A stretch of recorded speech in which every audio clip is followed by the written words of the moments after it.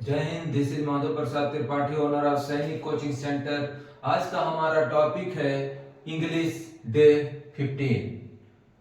Subject preposition. Preposition के बारे में मैं इससे पहले पार्ट 1 और पार्ट 2 आपको बता चुका हूं। उम्मीद करता हूं अगर आप वो देखे होंगे तो आज का ये टॉपिक आपको बहुत बेहतरीन समझ में आएगा। वीडियो के अंत तक बने रहिए, कभी भी वीडियो को स्किप मत करिए। तो चलिए, इसको सीखने से पहले मैं आपको बता दूं कि जैसे यहाँ पे कई सेंटेंस लिखे हैं, कई नहीं है, टोटल 5 सेंटेंस हैं। इनमें सब में एक चीज कॉमन है, वो क्या है? नीचे नीचे नीचे नीचे नीचे। आपको पता है कि नीचे की इंग्लिश जो होती है अंडर, बेलो, डाउन, बहुत से वर्ड हैं, यानी वर्ब है कि क्या है ये तो आप बाद में बताएंगे, लेकिन आप ये जान लीजिए कि नीचे की कई इंग्लिश होती है। डाउन होता है, बेलो होता है, अंडर होता है, अंडरनीथ होता है, लेकिन किस वर्ड को कहां पे यूज करना है, यही खासियत होती है प्रेपोजिशन की। If you are not aware about the preposition, it's impossible that you can make accurate और करेक्ट सेंटेंसेस। अगर आप प्रेपोजिशन बेहतरीन नहीं जानते, अच्छी तरह नहीं जानते हैं, तो कभी भी एक सही सेंटेंस बनाना बहुत मुश्किल होगा। तो वीडियो के अंत तक बने रहिए। चलिए शुरू करते हैं। प्रेपोजिशन। ऊपर लिखा है मेज के नीचे चूहा है। मेज के नीचे चूहा है। यहां पे पहले तो कॉमन एरर में आता है, अगर आप फुल स्टॉप नहीं लिखते हैं या क्वेश्चन है तो क्वेश्चन मार्क नहीं लिखते हैं वहां पे, तो वो भी कॉमन एरर में आता है क्योंकि ये ग्रामर है। तो यहाँ पे तो फुल स्टॉप हो गया। मेज के नीचे चूहा है। आप बोलेंगे सर ये कौन सी इतनी बड़ी इंग्लिश है, लेकिन बस बने रहिए वीडियो के अंत तक। उम्मीद करता हूं आपको भी सीखने को जरूर मिलेगा। क्या ट्रांसलेशन होगा आपका? सोचिए। वह बरगद के नीचे बैठी है। वह तस्वीर किताब के नीचे है। उस ढक्कन के नीचे कुछ है। आंखें माथे के नीचे हैं। आंख ऐसे भी माथे के नीचे ही होती है। अब इन सबके लिए मैं कहां पे डाउन लगाऊं, कहां पे बेलो लगाऊं और कहां पे अंडर लगाऊं? क्लियर है? अगर नहीं क्लियर है तो फिर से बता रहा हूं आपको, वीडियो स्किप मत करिए, लास्ट तक देखिए और बहुत बेहतरीन समझ जाएंगे आप कहां पे क्या यूज करना है। यहां पे लिखा है मेज के नीचे चूहा है। ट्रांसलेशन क्या होगा? जब ऐसे वर्ड हो जहां पे आपको सब्जेक्ट ढूंढने में दिक्कत हो तो दियर, और अगर वेदर का कोई बात हो तो वहां पे इट का यूज किया जाता है। फिर भी बनाने के तो बहुत से तरीके हैं, ऐसे भी लिख सकते हो mouse is dash dash the table, या दियर का भी प्रयोग कर सकते हो। तो दियर का प्रयोग किया हमने और उम्मीद करता हूं कि आप भी दियर का ही प्रयोग करिए, बेहतरीन अंग्रेजी सीखेंगे आप। तो दियर इज माउस, क्या भरे यहाँ पे? अंडर भरे कि बेलो भरे कि अंडरनीथ भरे? ठीक है। सी इज सिटिंग, अब यहां क्या भरे? अंडर भरे कि बेलो भरे कि अंडरनीथ भरे कि डाउन भरे? तो चलिए आपको बताते हैं क्या भरना है। माइंड और बॉडी कंसंट्रेट करिए, बहुत अच्छी तरह समझेंगे।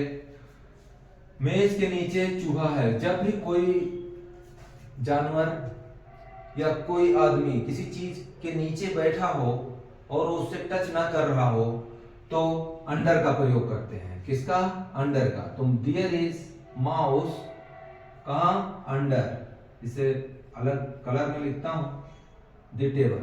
ठीक है। सी इज सिटिंग। अब अगर आप ग्रामर पढ़े हैं या मेरे क्लास में जो बच्चे आते हैं उनको तो बेहतरीन नॉलेज है, लेकिन अगर आप ग्रामर पढ़ें तो आपको पता होगा कि ये कौन सा टेंस है। क्योंकि मैं हमेशा बोलता हूं अगर आपको ब्रिलियंट बनना है तो सबसे पहले आपको कोई भी सेंटेंस बनाने से पहले 3 चीजों को याद रखना है। Number 1 tense, number 2 subject, number 3 auxiliary verb. अगर ये तीनों चीज आप फाइंड आउट कर लेते हैं, हो ही नहीं सकता कि सेंटेंस ना बने। तो सबसे पहले हम टेंस को देखते हैं कौन सा टेंस है, ठीक है। फिर सब्जेक्ट को ढूंढते हैं, क्योंकि सब्जेक्ट ढूंढेंगे तभी तो उसके अकॉर्डिंग तो हम अपना ऑक्सिलरी वर्ब लगाएंगे। अब यहाँ लिखा है बैठी है, कौन सा टेंस है? बोलते हैं चुका है, चुकी है, चुके हैं, या गया है, गई है, गए हैं। कौन सा टेंस होता है? Present perfect tense. अब यहाँ पे प्रेजेंट परफेक्ट टेंस है, ठीक है। तो मैं अब मेरा टेंस का टॉपिक नहीं है तो प्रीपोजिशन का, लेकिन आपको ये बता दूं कि जो ये सेंटेंस है अगर देखा जाए तो कैसा लग रहा है? प्रेजेंट परफेक्ट की तरह, लेकिन इंग्लिश के अंदर आपको बैठा है तो ही इज सिटिंग, लेटा है तो ही इज लाइंग, ठीक है। और पढ़ा है कोई चीज तब भी लाइन का यूज होता है, तो दैट इज लाइन, वहां पढ़ा है, ठीक है। तो आपको इसी तरह, जैसे मान लो कि रोड के किनारे आधे घंटे से एक ट्रक खड़ा, तो आप क्या बोलोगे? A truck has been standing alongside the road, ठीक है। तो आप क्या लगाओगे? स्टैंडिंग, जबकि खड़ा है। गया है अगर बोल दिया, सोया है तो प्रेजेंट परफेक्ट है, वह सोया है। ही हैज सेलेक्ट लिखना पड़ेगा आपको, but therefore if there is, बैठा है, पढ़ा है, रोया है, रोया है नहीं, पढ़ा है। इस टाइप के जो वर्ड होते हैं उनके साथ हमेशा वर्ब में आईएनजी लगा के और वर्ब जो सही वर्ब है वहां पे यूज करके आपको सेंटेंस बनाना होता है। उम्मीद करता हूं आप समझ गए होंगे। तो शी इज सिटिंग, वह बैठी है कहां? Banyan tree. Banyan tree means होता है बरगद का पेड़, तो नीचे बैठी है। ये माउस भी कहां है? टेबल के नीचे, इसलिए हमने अंडर लगाया। अब ये भी कहां? पेड़ के नीचे बैठा है, तब भी क्या लगाओगे आप? अंडर। तो दोनों जगहों पे आपको अंडर लगाना है। नेक्स्ट है that picture is the book. अब एक पिक्चर है, मान लो चित्र है, चाहे छोटा सा है या बड़ा है, लेकिन बुक तो बड़ी होती है। बुक के नीचे है और प्रॉपर वो दबा हुआ है, दिख नहीं रहा है, तो वहां पे नीचे की अंग्रेजी क्या लगाऊं? बेलो लगाऊं, अंडर लगाऊं, डाउन लगाऊं, क्या लगाऊं? वहां के लिए सिर्फ दो इंग्लिश यानी दो प्रीपोजिशन आपको यूज करना है, दोनों में से कोई भी। कौन सा है? या तो अंडरनीथ या बेलो, ठीक है। बीनीथ, या तो अंडरनीथ या बीनीथ। तो यहाँ पे द पिक्चर इज अंडर नहीं, बल्कि क्या लिखेंगे? Underneath, UNDERNEATH।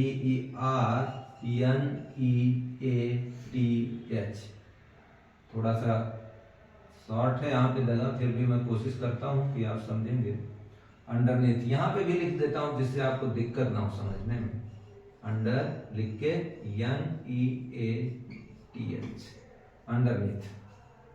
That picture is underneath the book. अब आप समझ गए होंगे कि नीचे की अंग्रेजी, जब कोई पेड़ के नीचे बैठा हो या मेज के नीचे बैठा हो या छत के नीचे बैठा हो तो वहां पे अंडर का यूज करना है, लेकिन जब कोई चीज किसी चीज से प्रॉपर ढकी हुई हो तब आपको अंडरनीथ का यूज करना है।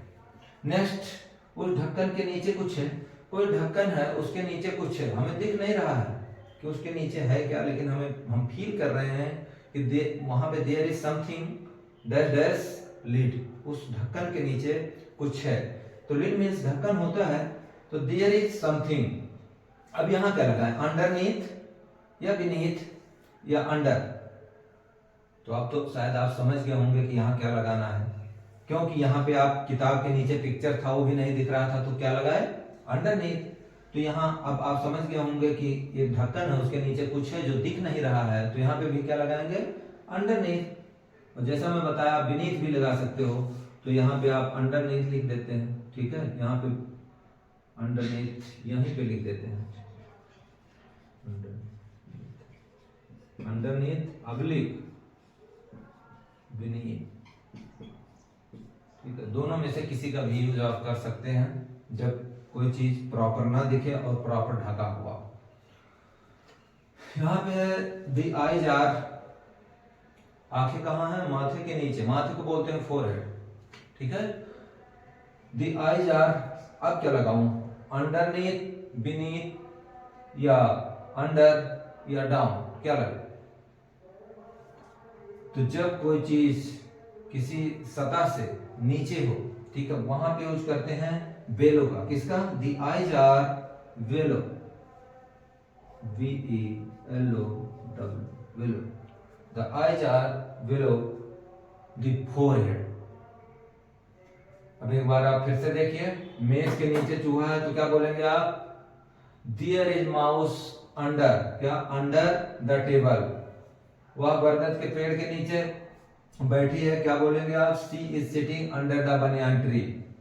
उस ढक्कन के नीचे कुछ है नहीं, वह तस्वीर किताब के नीचे है, that picture is underneath the book. उस ढक्कन के नीचे कुछ है, देयर इज समथिंग, कुछ की अंग्रेजी सम और फ्यू होता है, लेकिन जब सेंटेंस में ऐसा हो कि कुछ लोग वहां जा रहे हैं तब आप बोलेंगे some people are going there या few people are going there.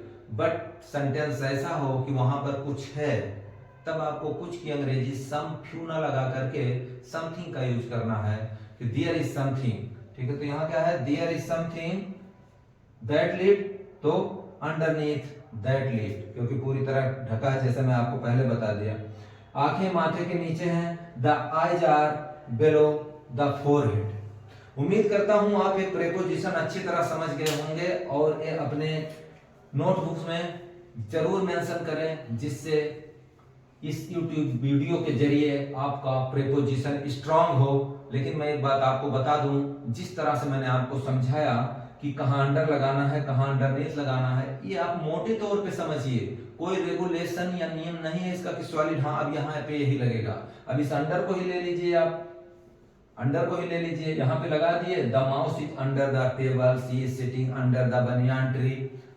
अगर किसी को क्या यही सिर्फ यूज हो गए, अगर कोई बोले कि वह मेरे नीचे काम करता है या मेरे ऑफिस में मेरे अंडर में काम कर, यही बोलते हैं ना कि मेरे नीचे काम करता है, नीचे काम करता है, उसको नीचे की अंग्रेजी क्या बोलता हूं, ही इज वर्किंग अंडर मी।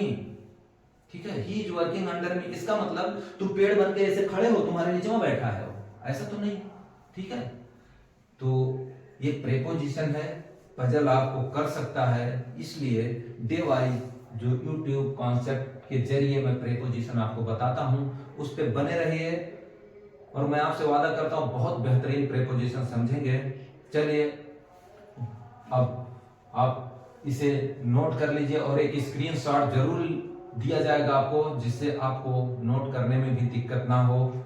उम्मीद करता हूं बहुत बेहतर आप समझे होंगे। मिलते हैं नेक्स्ट यूट्यूब वीडियो कॉन्सेप्ट में। डे होगा 16 और प्रेपोजिशन का ये पार्ट जो है अभी हम आपको बता दें पार्ट 3 है, ये पार्ट 3। ठीक है, और नेक्स्ट पार्ट होगा 4, लंबा चलेगा, बने रहिएगा वीडियो के अंत तक और चैनल को जरूर सब्सक्राइब कर ले। मिलते हैं नेक्स्ट यूट्यूब वीडियो में, तब तक के लिए खुश रहिए, मस्त रहिए, जय हिंद।